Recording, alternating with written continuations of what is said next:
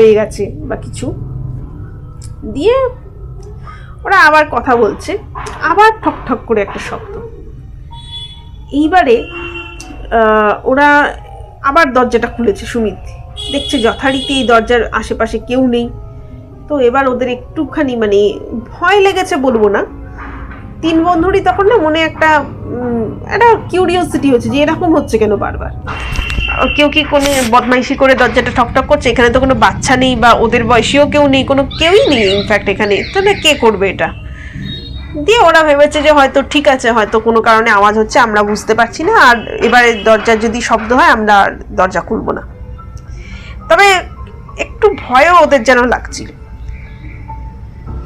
দিয়ে ওরা বললো যে অনেকটাই রাত হয়ে গেছে, এবার আমরা তিনজনে আস্তে আস্তে শুয়ে পড়ি। দিয়ে ওরা তখন শুতে যে যাবে তখন ওই 12টার কাছাকাছি হয়ে গেছে। তো ওরা তিনজনে মোটামুটি ছোট্ট একটা ঘরের লাইট নিভিয়ে তিনজনে শুয়েছে। শোয়ার পরে হঠাৎ করেই ওদের রুমের মধ্যেই একটা মানে একটা অ্যাটাচড বাথরুম ছিল, ওয়াশরুম ছিল, ওখান থেকে হঠাৎই মনে হলো যেন একটা আওয়াজ শুরু হলো, জল পড়ার আওয়াজ। এবার ওই রাহুল উঠেছে, রাহুল বলছে দেখছি গিয়ে কি হলো। রাহুলই ওয়াশরুমে ছিল, কিন্তু রাহুলের স্পষ্ট মনে আছে যে ও সমস্ত কল বন্ধ করে এসছে, ওখানে কোনো কল খোলা ছিল না। তো তাও জলের শব্দে বাথরুমে গিয়ে দেখছে একটা কল, বেসিনের যে একটা কল ছিল সেটা খুলে জল পড়ছে। তো ভেবেছে হয়তো কোনো কারণে লিক করছে বা জল পড়ছে। আবার নিজেদের, তারপরে রাহুল ওই মানে বেসিনটা বন্ধ করে, ওয়াশরুমটা বন্ধ করে নিজেদের মধ্যে মানে ফিরে এসে ওদেরকে বলছে হ্যাঁ বেসিনের কলটা খোলাই ছিল। তো ওরা আবার নিজেদের মধ্যে একটু হাসাহাসি করলো, বলে তাহলে মনে হচ্ছে এখানে ভূত ঠুত আছে নাকি, হন্টেড হয়তো, এরকম সব আমরা যা হয় আর কি। ওরাও হাসতে শুরু করলো। কিন্তু সত্যি সত্যি যে ভূত আছে বা নেই বা আদৌ অন্য কারোর প্রেজেন্স আছে কিনা ওটা নিয়ে ওদের কিন্তু খুব যে একটা মাথা ব্যথা হয়েছিল সেটা নয়। কিন্তু ওরা তখনকার মতন বেশ মজার ছলেই ওরা কিন্তু নিয়েছিল। দিয়ে তারপরে ওরা আস্তে আস্তে ঘুমিয়ে পড়লো। তো মোটামুটি তখন রাত্রির 1টা হবে। হঠাৎই ওদের আচ্ছা অর্ণবের কিন্তু ঘুমটা হঠাৎ করে একটু ভেঙে গেছে, একটু পাতলা পাতলা মতন রয়েছে। আর ওই যে রুমটাতে যে ওরা ছিল, ওদের বিছনার সামনে মানে ওদের যে বেডটা ছিল তার থেকে একটু দূরে একটা সোফা মতন ছিল, ছোট 2 সিটার হবে কি 3 সিটার হবে, এক মোট কথা একটা সোফা ছিল। অর্ণবের যেন মনে হলো একটা সাদা ছায়া মতন সোফার মধ্যে বসে রয়েছে। আর যেটা বলেছিলাম যে রুমটার লাইটটা তখন একদম ছোট্ট একটা লাইট জ্বালানো ছিল, মানে একটা অদ্ভুত আলো আধারি পরিবেশ যেটাকে বলি না আমরা, সেরকম একটা ব্যাপার। মানে অন্ধকারই রুমটা, কিন্তু একটু একটু আলো রয়েছে। তো এবার হুট করে তাকিয়ে ওরকম অর্ণবের চোখটা ওই সোফার দিকে গেছে এবং দেখছে যে ওরকম একটা সাদা ছায়া মতন, মেবি ওটা কোনো কি পড়েছিল সেটা ঠিক বুঝতে পারেনি, মনে হচ্ছে একটা অবয়ব যে কিনা সোফায় বসে আছে। অর্ণব তো ভয় পেয়ে চিৎকার করে উঠেছে। এবার সঙ্গে সঙ্গে রাহুল আর সুমিত উঠেছে, বলছে কি হয়েছে কি হয়েছে। অর্ণব বলছে আমি এরকম দেখলাম সোফার সামনে ওপরে কেউ বসে রয়েছে। তো তখন অন্যরা দুজন তখন বলছে যে না না এরকম আবার হতে পারে নাকি, তুই কি আমাদের ভয় দেখাচ্ছিস না মজা করছিস এই রাত্রিরে, দেখ মজা করলে তুই শুয়ে পড়, আমাদের কিন্তু আবার কালকে আরো প্রোগ্রাম রয়েছে, প্লিজ এরকম করিস না। দিয়ে ওরা তারপরেও রাহুল আর সুমিত লাইট ফাইট জ্বালিয়ে দেখে যে না কোথাও কিচ্ছু নেই, সব ঠিক আছে। দিয়ে ওরা সেই মুহূর্তে লাইট নিভিয়ে তিনজনে আবার শুয়ে পড়েছে। সবে শুয়েছে। এবারে হঠাৎ করেই তিনজনেই এবার যেন হঠাৎ করে মনে হলো, তিনজনে তখন ওরা বলেছে যে ঠিক আছে তোর ভয় লেগেছে, আমরা আরেকটু কথাবার্তা বলে শোবো, যেহেতু তিনজনে ঠিক আছে। তিনজনে একটু কথা মানে জাস্ট কথাবার্তা বলে একটু শুতে যাবে। হঠাৎ করে ওদের মনে হচ্ছে একটা মহিলার কান্নার আওয়াজ, এবং দরজার বাইরে যেন কেউ একটা কান্নাকাটি করছে, একজন মহিলা কাঁদছে। তো ওরা তখন একটু থমকে যায় যে এটা আবার কি, কে আবার কাঁদছে এখানে। এবার তিনজনের দিকে তাকিয়েছে, তো তিনজনেই বলছে শুনতে পাচ্ছে যে একজন মহিলা কিন্তু কাঁদছে। তো ওরা তখন বলল এবার একজন কেউ দেখতে যাবে। তো বাকি দুজন বন্ধু আর কি, রাহুল আর অর্ণব বলল যে সুমিত যাওয়ার দরকার নেই, যে কাজে যা হচ্ছে হচ্ছে। আমাদের মনে হচ্ছে যে এই জায়গাটা একটু কিরকমই, আমরা আজকের দিনটা এখানে থাকবো, কালকে আমরা এখান থেকে চলে যাব, আমরা এখানে আর থাকবো না। এই হোটেলটা বা এই হোমস্টেটা আমাদের ভালো লাগছে না, এক একজনের এক এক রকম হচ্ছে, আর বড্ডই বেশি ফাঁকা, আমরা না হয় আরেকটু কাছাকাছি আরেকটু জনবসতিপূর্ণ জায়গায় কোনো একটা হোমস্টে নেব। তো এই রকম বলে মানে ইগনোর করে ওরা শুয়ে পড়তে যাচ্ছে, যে দরকার নেই, যে কাঁদছে কাঁদুক, আমাদের এত কিছুতে মাথা গলিয়ে লাভ নেই, কি ব্যাপার আমরা তো জানি না। তারপর হঠাৎ মনে হচ্ছে যে কেউ দৌড়াদৌড়ি করছে এবং বাঁচাও বাঁচাও বলে চিৎকার করছে। এবার তো ওরা প্রচণ্ড ভয় পেয়ে যায়। এবার ততক্ষণে রাত্রি প্রায় 2টো। এবার ওরা তখন কি করবে বুঝতে পারছে না, এদিকে বাঁচাও বাঁচাও চিৎকার। এমত অবস্থায় হঠাৎ করে ওদের মনে হচ্ছে ওই চিৎকারটা যেটা ঘরের বাইরে থেকে শুনছিল ওটা থেমে গেল হঠাৎ। ওরা ভাবলো যাক থেমে গেছে। এরপর যেটা হলো সেটা কিন্তু আরো ভয়ানক। ওই যে বলেছিলাম ওদের একটা বেডরুমের লাগোয়া একটা অ্যাটাচড ওয়াশরুম ছিল, হঠাৎ মনে হলো ওয়াশরুমের ভেতর থেকে একটা গোঙানির শব্দ। ওরা তো আরো ভয় পেয়ে গেছে যে কি হলো। এবার ওয়াশরুমের মধ্যে থেকে কখনো কখনো গোঙানি, কখনো কান্না। হঠাৎ করে ওয়াশরুমের ভেতর থেকে দরজার মধ্যে একটা বাড়ি লাগাচ্ছে। এবার ওয়াশরুমটাতে ওরা বেরিয়ে এসে বাইরে থেকে আটকানো ছিল। এবার তো ওরা মারাত্মক ভয় পেয়ে গেছে। ওরা বলছে যে এখানে তো থাকাটা ঠিক মনে হচ্ছে না। এবার ওরা বলছে যে একটা কাজ করি আমরা, আর মালিকের কোনো ফোন নাম্বার ওরা নিতে পারেনি, ওদের মাথাতেই ছিল না যে মালিকের ফোন নাম্বারটা নিতে হয়। তো ওরা তখন ভাবছে যে এই রাতে আমরা কি তাহলে কি করব, বাড়ির লোককে ফোন করলে তো কোনো লাভ হবে না, আমরা বরং ওই ড্রাইভার দাদাকে গিয়ে একবার ফোন করব। এই বলে 3জনই মোবাইলটা নিয়েছে। 3জনেরই মোবাইলে টাওয়ার নেই। ভাবুন কি পরিস্থিতি। 3জনে তো মারাত্মক ভয় পাচ্ছে। এদিকে বাথরুম থেকে মাঝে মাঝে আওয়াজ আসছে, কখনো থেমে যাচ্ছে। মানে ওদের আর তখন এতটা সাহস নেই যে বাথরুমের দরজাটাকে খুলবে, খুলে আবার দেখবে যে কে কি করছে বা কেউ আছে কিনা। তো দিয়ে ওরা তখন সঙ্গে সঙ্গে, এবার ওরা না আর মোবাইলেও ওইরকমভাবে টাওয়ার কিছু নেই যে ওরা কোনো রকম কোনো মন্ত্র চালাবে বা কোনো ঠাকুরের কিছু করবে। তো ওদের মধ্যে রাহুল ছিল খুব মানে হনুমানজির ভক্ত, ও হনুমান চালিসা ডেলি পড়তো। তো ও তখন বললো যে আমি জানি না এখানে কি হচ্ছে। ওর প্রথম থেকেই একটু আনক্যানি ফিলিংস এসছিল, একটু নেগেটিভ ভাইবস আসছিল। এবার ও স্পষ্ট বুঝতে পেরেছে যে এই জায়গাটা ভালো নয়। ও না হনুমান চালিসা পড়তে শুরু করেছে। এবার হনুমান চালিসা পড়ার ফলে একটুখানি আওয়াজটা শান্ত হয়েছে। তো যেই শান্ত হয়েছে ওরা তখন আবার একটু ঘুমানোর চেষ্টা করবে তন্দ্রাচ্ছন্ন। তখনই হঠাৎ করে আবার অর্ণবের চোখটা 5-10 মিনিট একটু চোখ বন্ধ করেছে। কোনো একটা কারণে অর্ণবেরই এটা মনে হয়েছে যে খট করে যেন একটা আওয়াজ হলো। যেই আওয়াজ হয়েছে অর্ণব চোখটা খুলেছে। খুলে যাচ্ছে ওদের ঠিক সামনে একটা দেওয়াল মতন ছিল ঘরে।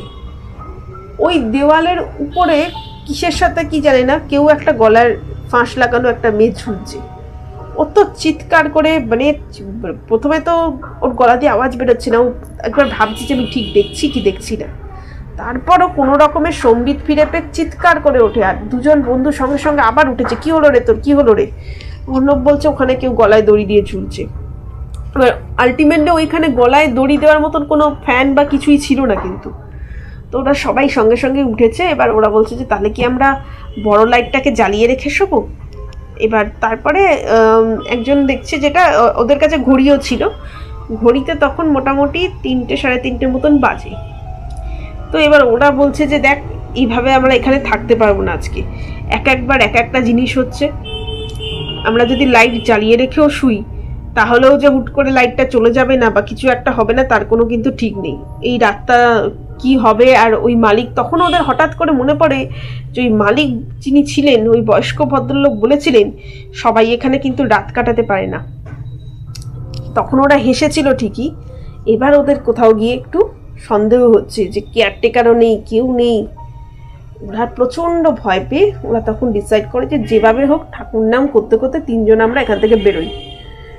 হঠাৎ করে ওরা 3জনে তখন আস্তে আস্তে মানে উঠে বেরোতে যাবে, হঠাৎ করে মনে হলো যে ওদের খ্যাঁ খ্যাঁ করে একটা হাসি ওই ঘরের মধ্যে কেউ হেসে উঠলো। ওরা তো প্রচণ্ড ভয় পাচ্ছে। এবার তিনজন কোনো রকমে, বাট হ্যাঁ ওরা সেইভাবে কাউকে কিন্তু দেখেনি, ওদের শুধু এই এক্সপিরিয়েন্স, ওরা শুনছে আওয়াজগুলো। আর শুধু একজন ওই প্রথমে সুমিত দেখেছিল সোফার উপরে বসে থাকতে কাউকে, আর রাহুল দেখেছিল কেউ গলায় দড়ি দিয়ে ঝুলছে, এবং সেটা একটা কোনো শাড়ি পরা কেউ ঝুলছে এরকমই দেখেছিল। তো যাই হোক, ওরা সঙ্গে সঙ্গে ওরা ডিসাইড করলো যে না, আর এক মুহূর্ত এই হোটেলে না, আমরা এই হোটেল থেকে বেরোবো। এবার তখন ওরা বেরোতেও একটু চিন্তা করতে হচ্ছে, কারণ ওখানে আশেপাশে জনমানবহীন একটা জায়গা। তো ওরা বললো যে যা হবে হবে, হোটেলের ভেতরের থেকে আমরা বাইরে যাই, অন্তত কেয়ারটেকারের ঘরের সামনে অবধি তো যাই। এই করে ওরা হনুমান চালিসা বলতে বলতে, বেশি ওদের কিছু ছিল না, 3টে লাগেজ, মোবাইল ফোবাইল নিয়ে ওরা পুরো নিচে নেমে আসে।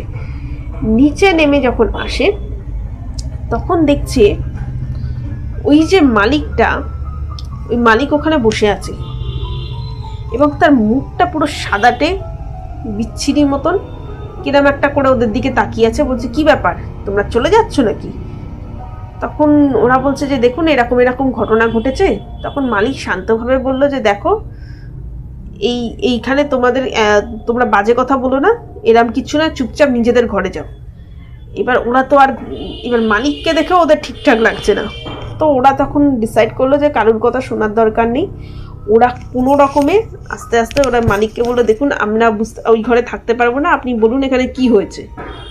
তো তখন মালিক শুধু এটুকু বলেছে যে ওইখানে একজন মহিলা অনেকদিন আগে আত্মহত্যা করেছিল, তার আত্মা এখনো এখানে ঘোরে, তাই হয়তো যারা থাকে তারা অনেক সময় শান্তিতে থাকতে পারে না। এটা মালিক তখন ওদেরকে বলে দিয়েছে।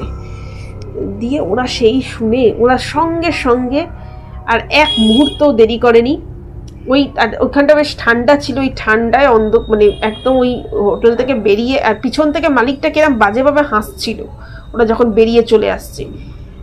কখনো বলছে বাহ বেশ বেঁচে গেলে তো তোমরা, এরকম সব নানান কথা বলছিল। ওরা আর ভালো করে শোনেওনি, মালিকটার মাথা খারাপ ছিল কিনা সেটাও ওরা জানে না। ওরা চুপচাপ মানে অলমোস্ট দৌড়ে গিয়ে রাস্তার দিকে বেরিয়ে আসে, আর পিছন থেকে হঠাৎ করে যেন ওদের মনে হলো কেউ বললো থেমে যাও, কিন্তু ওরা আর পেছনের থাকায়নি। দিয়ে ওরা সেই অবস্থায় রাস্তায় আসে। তখন ওদের রাস্তায় আসার পর যখন ওরা মোবাইলটা বের করেছে, ওরা মানে সেরকম অন্ধকারের মধ্যে ওদের কি মনে হয়েছে একজন বের করেছিল ওদের তিনজনের মধ্যে থেকে, এক্স্যাক্টলি মেবি সুমিত বা কেউ। তো সে বের করে দেখছে ওর মোবাইলে টাওয়ার চলে এসছে। ওরা সঙ্গে সঙ্গে কি করেছে, ওই রাতেই ওদের যে ড্রাইভার ছিল, ওরা আর তো কাউকে ওখানকার চিনতো না, আর ওরা জানে যে এই মুহূর্তে বাড়ির লোককে ফোন করে তো কোনো লাভ নেই। ওরা ওদের ড্রাইভার কাকুকেই ফোন করেছে, এবং ওদের ভাগ্য ভালো ছিল যে ড্রাইভার ফোনটা ধরেছে। তো উনি তখন সব শুনে বলছে যে তোমরা একটা কাজ করো, ওই হোটেল থেকে যতটা সম্ভব তোমরা এগিয়ে এসো, আমি গাড়ি নিয়ে আসছি। এবার ওইখানকার মানুষ তো পাহাড়ি মানুষদের রাত্রিরেও গাড়ি চালানোর অভ্যেস থাকে। তো ওরা মোটামুটি বেশ খানিকটা আসার পরেই মিনিট 20-র মধ্যেই উনি গাড়ি নিয়ে চলে আসেন। গাড়ি নিয়ে এসে ওরা সঙ্গে সঙ্গে তখন ওদেরকে তখন অলমোস্ট গাড়িতে করে যেতে যেতেই ওদের আধ ঘন্টা লাগে, ভোর 4টে বেজে যায়। তো ওরা যথারীতি তখন ওই রাত্রে ওই ড্রাইভার কাকুরই জানাশোনা একজনের একটা হোটেলে ব্যবস্থা করে দেয় যে এই হোটেলে ওরা থাকবে। ওরা সেদিনকে রাতটা ওইখানে, মানে রাত তো আর না, অলমোস্ট ভোর হয়ে গিয়েছিল। তো ভোরে ওখানে কাটিয়ে পরের দিন সকালে ওরা ওই 3 জন আর কি ওখানকার আশেপাশের লোকজনকে সব বলে যে এই হোটেলে এরকম হোমস্টেতে ছিলাম, তখন এরকম সব অভিজ্ঞতা হয়েছে, আমাদের খুব ভয় করছে। তখন সবাই অনেকেই জিজ্ঞেস করে যে কোন হোমস্টে। তখন যখন সব জেনে, অনেকেই বুঝতে পারে না যেখানে কোন হোমস্টের কথা বলছে। ইনফ্যাক্ট ওই যে ড্রাইভার ভদ্রলোক ছিলেন, উনিও ওই রাস্তা দিয়ে ওই দিকটাতে অতটা মানে ওনার আইডিয়ার বাইরে ছিল, খুব একটা বেশি যাওয়া আসা ওনার ছিল না, তো উনিও খুব একটা জানতেন না। কিন্তু ওনারও একটু অদ্ভুত লেগেছিল, কারণ উনিও কিন্তু ওনার অভিজ্ঞতা ওখানে কোনো হোমস্টে দেখেননি। তো সবাই বলছে যে ওইখানে হোমস্টে একটা ছিল বটে, কিন্তু সেটা বহু বছর আগেই বন্ধ হয়ে গেছে, আর এখন সেখানে কেউ থাকে না। আর ওখানে একজন মালিক থাকতো, কিন্তু সে খুব বদমাশ ছিল। ওই হোমস্টেতেই থাকা একজন মহিলা মাঝে মাঝে মালিকের সাথে দেখা করতে আসতো, সেই মহিলাকেই একদিন ঝুলন্ত অবস্থায় পাওয়া যায়, এবং অনেকে মনে করেন সেই মালিক তাকে খুন করেছে, ওই কেয়ারটেকারকে নিয়েই খুন করেছে, নাকি সেই মহিলা কোনো কারণে গলায় দড়ি দিয়েছে সেটা কেউ জানে না। কিন্তু তারপর হঠাৎ করেই একদিন ওই মালিক, কেয়ারটেকার কাউকেই পাওয়া যায়নি, এবং ওই হোমস্টে বন্ধ হয়ে যায়। তো যাই হোক, ওদের প্রথম এটা ট্রিপ ছিল, তো ওরা ওই ফার্স্ট ট্রিপে এইরকম একটা ভয়ানক অভিজ্ঞতা কিন্তু করেছিল। তো যাই হোক, ওরা তারপরে আরেকটু কাছাকাছি, স্টেশনের কাছাকাছি একটা হোটেলে ছিল, সেদিনকেও মোটামুটি ওরা হোটেলে থেকে যেটুকু যা ঘোরাঘুরি করার করেছে, এবং তারপরের দিন ওরা ট্রেনে করে যথারীতি বাড়ি ফিরে এসছে। তো বাড়ি ফেরার পরে তিনজনেই একটা মন্দিরে যায় এবং সেখান থেকে ঠাকুরেরকে একটু পুজো, মানে ওদের বাড়ির লোককে ওরা সবই বলেছিল। তো বাড়ির লোক তখন সব কিছু শুনে যেটা বলে যে ঠিক আছে, তোমরা গেছো, যা হয়েছে হয়েছে, এইভাবে আর কখনো যেখানেই যাও না কেন একটু জনবসতিপূর্ণ এলাকায় থাকবে। তো সেই রকম বলে ওরা, ওদের মায়েরা মিলে, ওদের মায়েদের মধ্যেও ভালো বন্ধুত্ব ছিল, তো ওরা একদিন একটা মানে ইয়েতে গেছে, মন্দিরে গিয়ে ভালো করে পুজো টুজো করে করে ফুল টুল নিয়ে, এবং ওখানকার যিনি ছিলেন পুরোহিত, উনিও বলেছেন যে হ্যাঁ, একটা বাজে কিছু ওদের সাথে ঘটতে পারতো, বা একটা কালো ছায়া বা একটা বাজে হাওয়া ওদের মধ্যে ছিল, প্রবণতা ছিল। তো ঠিক আছে, সমস্ত বিপদ ঠাকুরের কৃপায় কেটে গেছে, এখন ওরা একদম, ওদের কোনো অসুবিধা হবে না। তো তারপর থেকে ওরা তিন বন্ধু ভালোভাবেই চলেছে লাইফে। আর এই ঘটনাটা তাও আজ থেকে 5-6 বছর আগের ঘটনাই হবে। তো ওরা এখন ভালোই আছে, এখন অনেক বিয়েও হয়ে গেছে এক দুজনের। তো ঠিক আছে, তো এটাই ছিল আজকের ঘটনা। তো অবশ্যই ঘুরতে যাওয়া ভালো, একটা সুন্দর ভিউজ থাকবে, এগুলো সবাই আমরা চাই, অ্যাডভেঞ্চার আমরা সবাই চাই। একটু বড় হলে সবাই মনে হয় একটুখানি ঘুরতে যাই, একটু বন্ধুরা মিলে আনন্দ করি। তো ঠিক আছে, আনন্দ করুন, কিন্তু সবসময় দেখবেন যে কোনো অজানা বা অচেনা জায়গাতে যেখানেই থাকুন, সেই জায়গাটা একটু যেন জনবহুল জায়গায় হয়, একদম মানে একদম কোনো মানুষজন বসবাস করছে না, একদম ফাঁকা বা একটু পুরনো, বা ওই জায়গায় আর কেউ স্টে করছে না, সেরকম জায়গায় আমার মনে হয় থাকাটা কিন্তু একদমই উচিত না। কারণ অজানা অচেনা জায়গায় যে ভূত প্রেতই বলুন বা মানুষও কিন্তু অনেক সময় মানুষের অনেক বড় শত্রু, যে কোনো কিছুই ঘটে যেতে পারে, যে কোনো খারাপ মানুষ থাকতে পারে, চোর ডাকাত হতে পারে। তো সেটা অবশ্যই ভাববেন, জায়গাটার ভাইবসটা যেন একটু পজিটিভ হয়, সাথে সঙ্গে সবসময় কোনো ঠাকুরের ছবি রাখবেন, সবসময় কোনো গীতা হোক, হনুমান চালিসা হোক, বা যে কোনো যারা যে ধর্মের থেকে আছেন, যে কোনো পজিটিভ কিছু অবশ্যই রাখবেন। আর সবসময় ভালোভাবে পজিটিভিটির সাথে কানেক্টেড থাকবেন, দেখবেন সব কিছু ভালো হবে, সুন্দর হবে। তো এটাই ছিল আজকের ঘটনা।